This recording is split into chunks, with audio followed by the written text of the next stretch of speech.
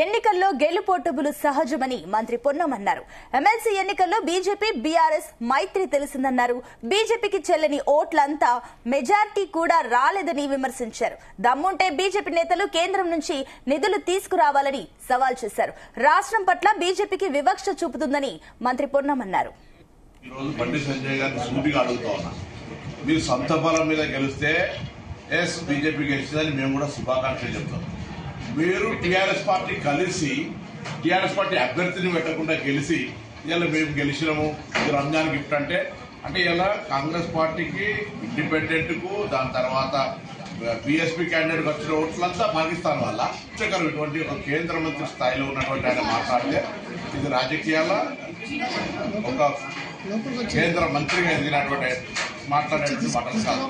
నేను అడుగుతాను ఇవాళ ఈ నియోజకవర్గంలో స్థానికంగా నేను శ్రీధర్ బాబు గారు దామోదర్ రాజనరసింహ గారు మంత్రులు మన ఇన్ఛార్జ్ మంత్రులు ఉన్నారు.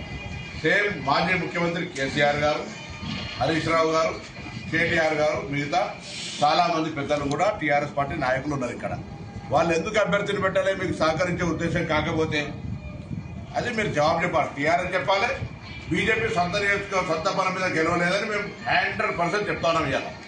సో ఇవాళ ఈ ఎన్నిక అనేటువంటిది ఒక పట్టభద్రులకు సంబంధించి జరిగిన ఎన్నిక. మేము కూడా వేల ఓట్లతో ఓడిపోయింది ఏం లేదు.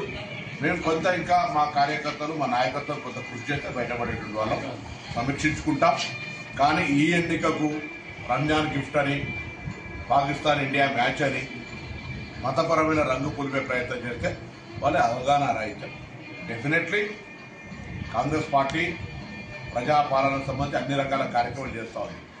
మీరు కేంద్ర మంత్రులుగా చేతనైతే కేంద్రం నుంచి నిధులు తీసుకొచ్చే ప్రయత్నం చేయండి. 2 బడ్జెట్లల్లా మీరు రాష్ట్రానికి ఏం ప్రయోజనం కలిగే పని జరగలేదు. ముఖ్యమంత్రి గారు చెప్తారు అనేక సందర్భాల్లో కొన్ని